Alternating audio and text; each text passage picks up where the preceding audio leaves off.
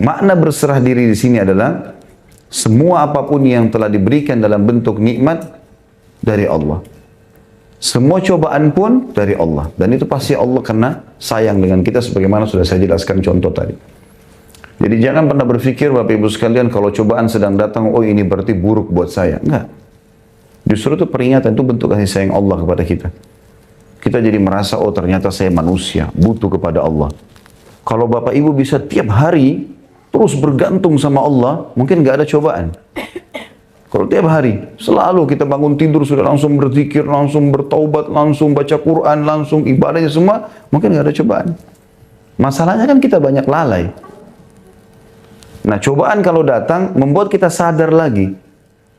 Kalau kita ikhtiarnya selain kepada taubat, selain kepada doa, nggak akan dapat solusi. Masalah itu terus bergantung. Tapi kalau kita kembalikan kepada Allah, kita akan temukan ada jalan keluarnya. Itu makna aslamtu, aku menyerahkan diri. Sebagian ulama memberikan, maksudnya dia menyerahkan diri, menganggap semua ini kebaikan bagi dia. Itu makna aslamtu. Makna yang lain kata ulama, aslamtu adalah berserah diri kepada hal-hal yang dasarnya Allah Subhanahu wa taala bebankan kepada dia. Seperti misalnya orang lahir dalam keadaan cacat, ya.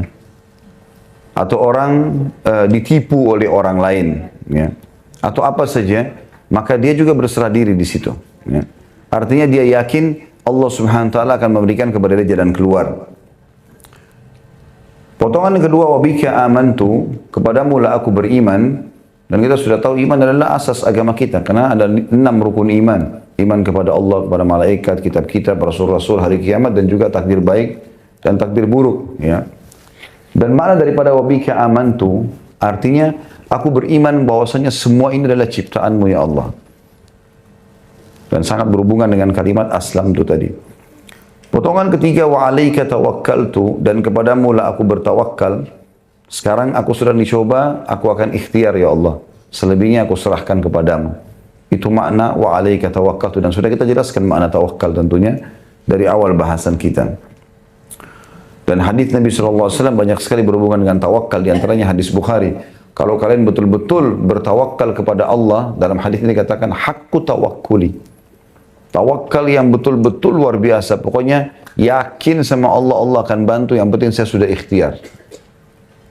Maka kata Nabi SAW, Allah pasti memberikan kepada kalian rezeki sebagaimana induk burung yang keluar di pagi hari mencarikan makanan buat anaknya yang disarang, lalu dia kembali sore hari sudah membawakan makanan untuknya.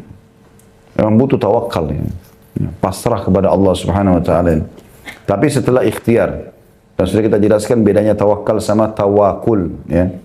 Kalau tawakul berserah diri kepada Allah tanpa ikhtiar, dan itu salah.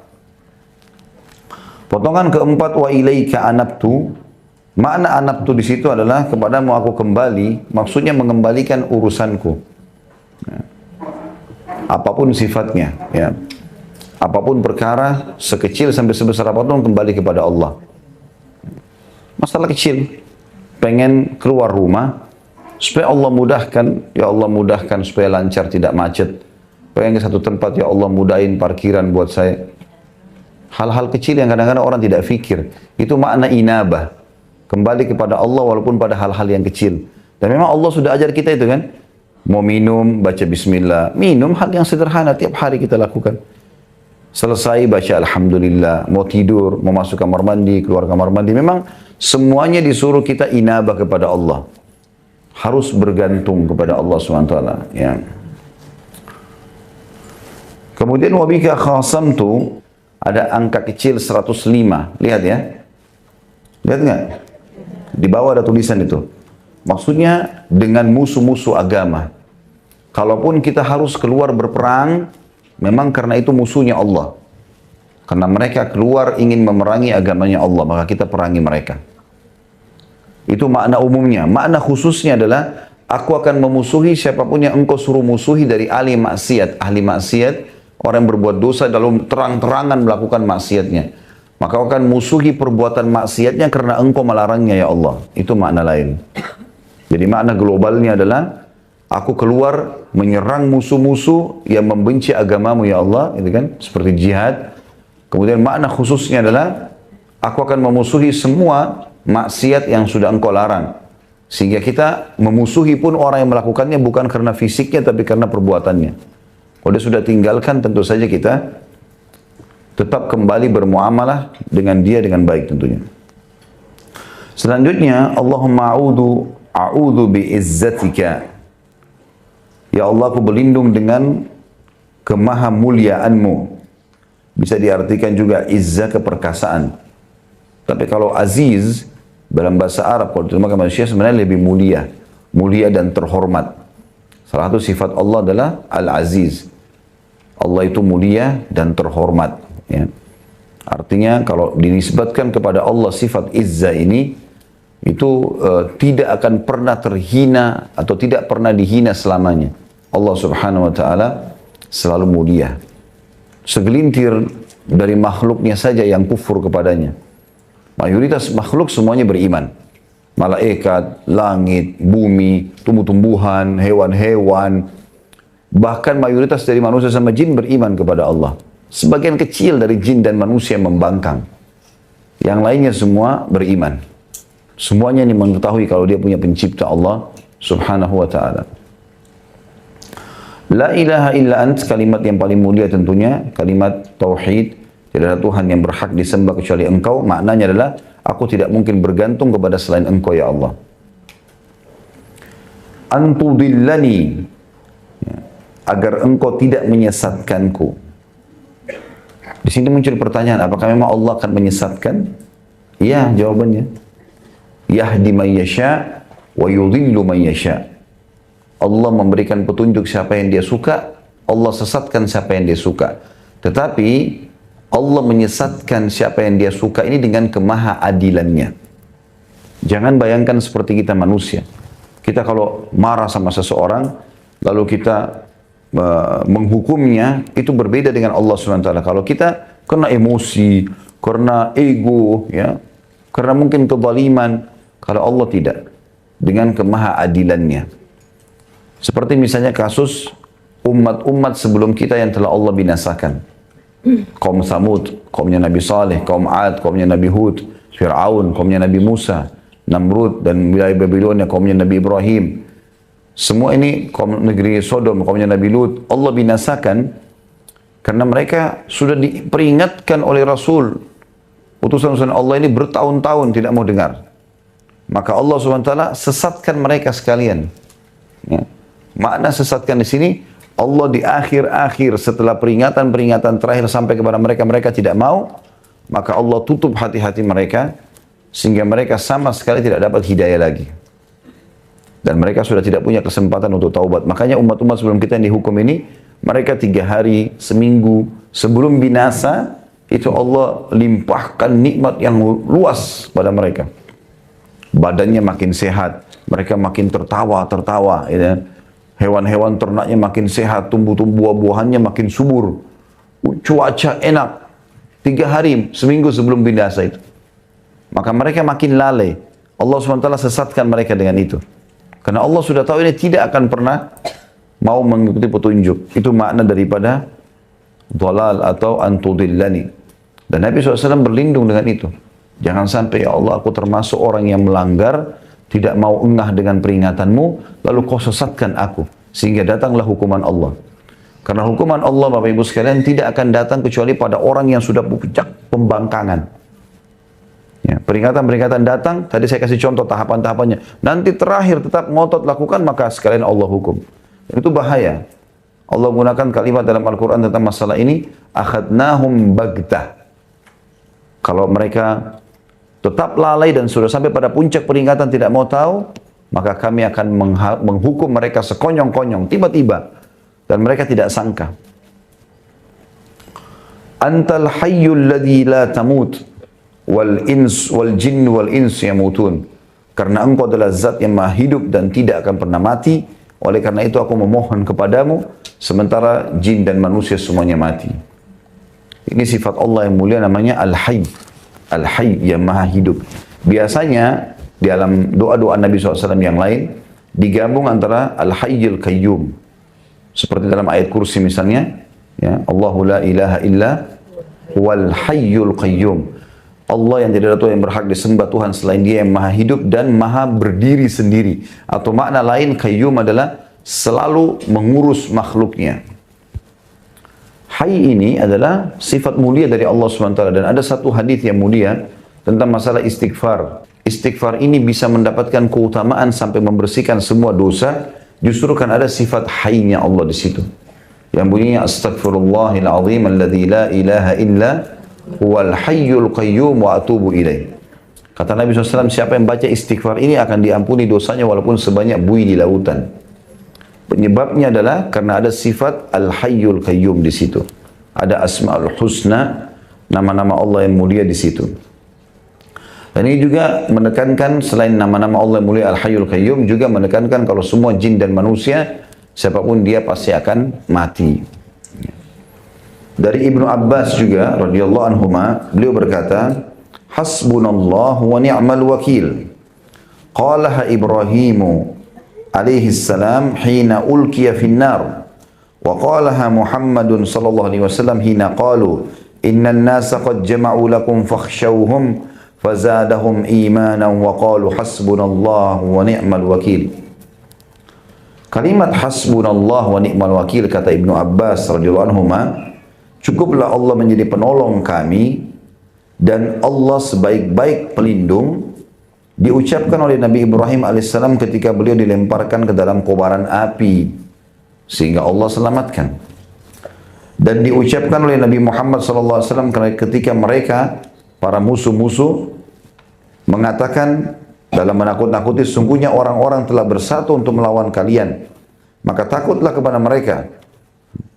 Ucapan itu justru menambah iman mereka dan mereka berkata, cukuplah Allah menjadi penolong kami dan Allah adalah sebaik-baik pelindung. Dalam surah Al-Imran ayat 173, dan ini diriwayatkan oleh Imam Bukhari. Dan ada riwayat lain masih di nomor yang sama, kita baca dulu semua riwayatnya, nomor 77 ini. Dari juga riwayat Bukhari, Ibnu Abbas juga meriwayatkan, beliau berkata, kana akhiru qawli Ibrahim alaihi salam hina ulkiya finnar hasbunallah wa ni'mal wakil.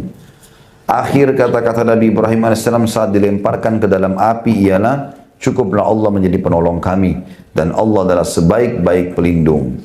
Surah Al-Imran 173. Kalimat ini kalimat penolong di saat seseorang muslim dalam keadaan genting, dalam keadaan sulit.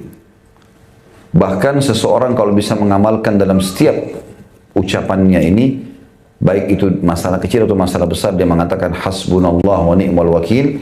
Kata para ulama, Allah pasti akan tutupi permasalahannya itu. Dan Ibnu Abbas radhiyallahu anhu menyebutkan di sini tentang masalah Ibrahim alaihissalam mengucapkan pada saat dilempar di api untuk menjelaskan, ketahuilah kalau Ibrahim alaihissalam selamat justru karena kalimat ini. Api berkobar, dilempar ke dalamnya dan selamat justru karena kalimat hasbunallah wa ni'mal wakil. Ada yang fitnah Bapak Ibu sekalian, hasbunallah wa ni'mal wakil. Ada yang ganggu, hasbunallah wa ni'mal wakil. Selalu kita ucapkan, Allah akan jadi pelindung bagi dia. Ya. Kita pasti akan ditolong dan kita akan dilindungi.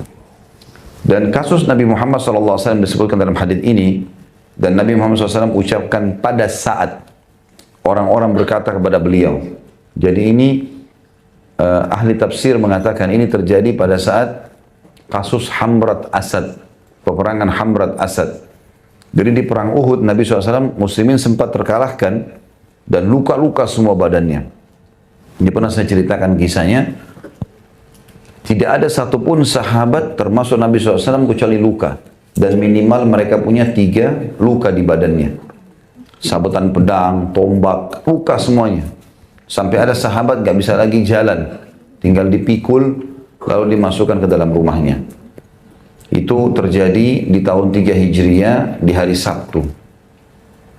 Pas sudah selesai, perang terjadi habis duha. Kemudian selesai peperangan menjelang asar. Sudah sore, orang-orang musyrik sudah pulang. Nabi SAW pulang bersama muslimin. Jenazah-jenazah dikuburin syuhada Uhud, kemudian pulang ke Madinah. Waktu tiba di Madinah, tiba waktu sholat maghrib dan isya, Nabi SAW imami sholat sedikit sekali sahabat yang hadir. Karena mayoritasnya luka di perang. Yang ikut perang kan sekitar 700 orang ya, bersama Nabi SAW. Maka yang tinggal di masjid orang-orang tua, anak-anak gitu. Ada juga sahabat yang masih merasa kuat hadir bersama Nabi SAW. Rupanya Nabi pada saat itu menerima wahyu. Pas habis sholat subuh, menerima wahyu. Kalau perintah Allah seluruh yang ikut di Uhud kemarin, keluar kejar Quraisy. Dan tidak boleh orang baru, harus mereka saja. Yang luka-luka itu. Gitu kan? Ini luar biasa nih kisahnya. Sampai-sampai kita bisa bayangkan kalau kena pisau dapur saja tangan kita, ya, dan berdarah itu sudah sakit luar biasa. Atau mungkin kena apalah ya, kakinya kena paku misalnya. Ini badan mereka, minimal di antara mereka itu kena 3 sabetan pedang atau tusukan tombak. Luka, ada yang penuh 70 luka di badannya. Gitu kan. Tapi perintah Allah SWT suruh keluar mereka. Maka para utusan Nabi SAW keliling Madinah. Wahai yang hadir di Uhud kemarin, dan bukan selain kalian, tidak boleh orang baru, bukan orang yang sehat, yang sakit-sakit itu kemarin. Semuanya kalian diperintahkan oleh Allah, wahyu telah turun kepada Nabi SAW untuk menyerang Quraisy. Uniknya pada saat itu, semua sahabat yang tadinya luka-luka ini bangkit, bangun. Ada yang jalan merangkak, ada yang dipikul sama temannya, ada yang dibantu oleh anak-anaknya dinaikkan di atas kuda. Pokoknya mereka jalan semua. Sampai ada 2 anak muda, seluruh kepalanya sampai kakinya luka. Adik kakak umur 16-15 tahun dua-duanya. Mereka tergeletak, ibunya lagi rawat. Lewat depan rumah mereka, utusan Nabi SAW. Hai yang sudah ikut di Uhud kemarin, muslimin. Rasulullah SAW menerima wahyu menyuruh kalian menyerang Quraisy. Dan Nabi SAW menunggu sekarang di pintu gerbang Madinah. Maka si kakak bilang sama adiknya, bagaimana bisa kita tetap di ranjang sini sementara utusan Rasulullah SAW sudah memanggil kita? Adiknya bilang, bagaimana caranya kita pergi? Bergerak dari ranjang aja nggak bisa. Kata kakaknya, saya seret kamu beberapa langkah, kamu seret saya beberapa langkah. Harus kita pergi. Lalu mereka saling seret-seret berdua dalam kondisi luka. Sampai orang yang lihat menyaksikan nangis semua pada saat itu. Kejadian luar biasa ini. Pasukan Nabi SAW berkumpul di pintu gerbang Madinah, semuanya luka. Dalam kondisi kesakitan. Ya, mereka masih ada yang ditampal dengan daun-daun badannya. Lalu Nabi SAW melihat mereka, lalu mengatakan, bergeraklah. Bergerak, jalan. Bukan pasukan baru ini. Rupanya, orang-orang munafik di Madinah mengirim informasi kepada Quraisy. Quraisy masih istirahat di satu tempat namanya Hamrat Asad. Lokasi. Kalau Hamrat Asad ini terjemahnya sebenarnya singa merah ya. Itu makna, itu nama sebuah gunung di sana. Yang gunung itu kelihatannya bentuknya mirip singa dan warnanya kemerah-merahan. Itu sebagian hadis sejarah mengatakan. Sebagian lagi mengatakan memang di situ diberikan nama saja Hamrat Asad. Ya. Maka orang-orang Quraisy bingung. Mereka lalu bertanya kepada orang-orang munafik yang datang bawa informasi. Yang Muhammad bawa ini, pasukan baru atau pasukan kemarin? Kata mereka yang kemarin, dalam kondisi luka-luka. Gitu. Jadi bukan orang baru untuk berperang. Ternyata itu malah melemahkan Quraisy. Karena mereka mengatakan, bagaimana bisa orang yang luka-luka mau berperang? Berarti mereka betul-betul mau mati. Ini bahaya, bisa dendam. Daripada kita menghadapi mereka, lebih baik kita pulang ke Mekah bawa berita kemenangan.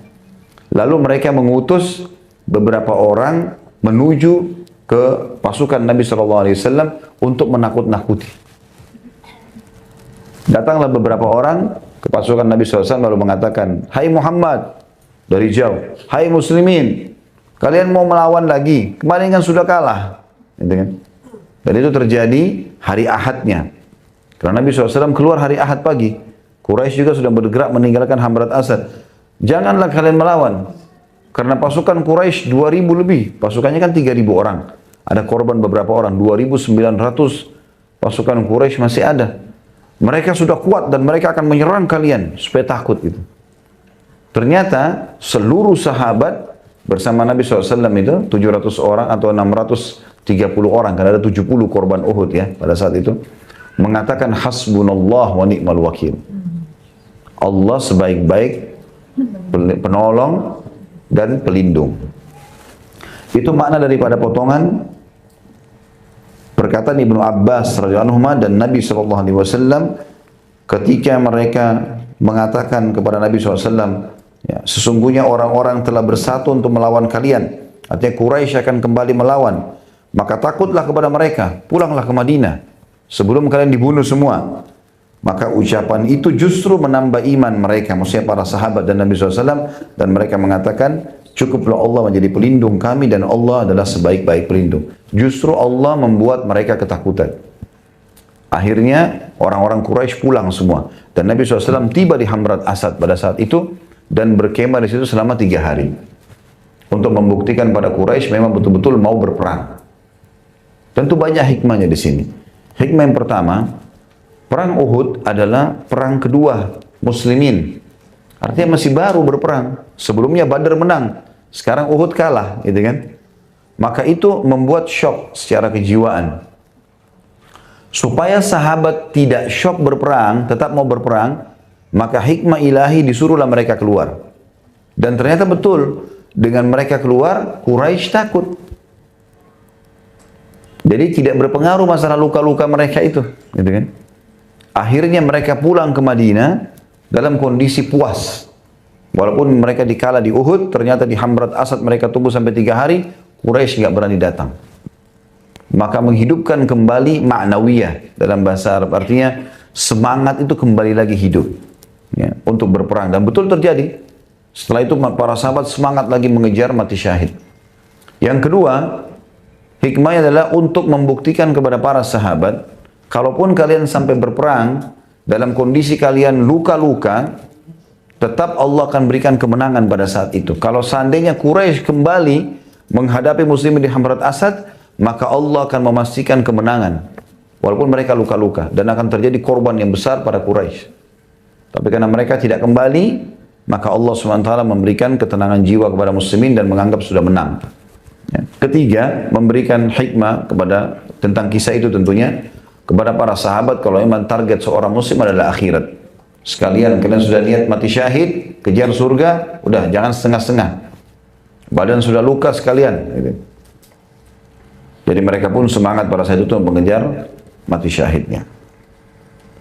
Jadi kalimat ini Bapak Ibu sekalian gunakan dalam setiap keadaan. Hasbunallah wa ni'mal wakil. Hasbunallah wa ni'mal wakil. Selalu kita ucapkan. Apa saja kita merasa tidak nyaman, hasbunallah wa ni'mal wakil. Keinginan belum terpenuhi, ya, niat-niat belum tersampaikan, kaki belum sampai ke tujuan, ya, tangan belum sampai menjama, hal itu adalah hal-hal yang merupakan hak kita dan keinginan yang baik, maka hasbunallah wa ni'mal wakil. Ya.